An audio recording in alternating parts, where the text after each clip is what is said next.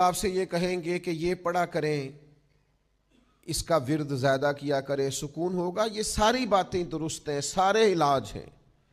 پریشانی کا، بے چینی کا، بے قراری کا، ڈپریشن کا، انزائٹی کا، ذہنی دباؤ کا۔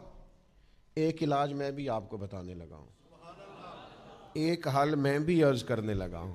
اور میں جو حل عرض کرنے لگا ہوں میں بڑے تجربے کے بعد، بڑی غور و غوض کے بعد، کوئی جذباتی بات نہیں، کوئی خطیبانہ جملہ نہیں،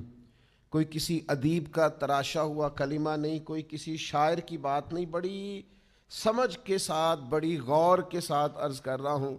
جس کو بڑی ٹینشن رہتی ہو نا، انزائٹی ہوتی ہو، ذہنی دباؤ ہو، ڈپریشن ہو، بلا وجہ بے چین ہو، وہ میرے نبی پاک علیہ السلام کی شانیں بیان کیا کرے، حضور کی شانیں سنا کرے، نبی پاک کے جو فضائل ہیں نا قرآن پاک میں وہ سنا کرے۔ آپ کو پتہ ہے خوشامد بری چیز ہے، لیکن اپنی تعریف سن کے بھی کبھی کبھی نا بندے کا دل، چلیں آپ اس کو تعریف نہ کہیں، وہ شاید ٹھیک نہیں ہوگا، حوصلہ افزائی کہہ لیں۔ اگر کوئی آپ کی حوصلہ افزائی کرے، کسی اچھے کام میں تعریف کرے تو دل ٹھنڈا ہوتا ہے نا۔ کوئی شخص آپ سے کہے کہ میاں یہ تم نے بڑا اچھا کیا تو سکون ہوتا ہے۔ کوئی آپ کے لائے ہوئے تحفے کو، اس کا خیر مقدم اچھے طریقے سے کرے تو طبیعت میں قرار آتا ہے۔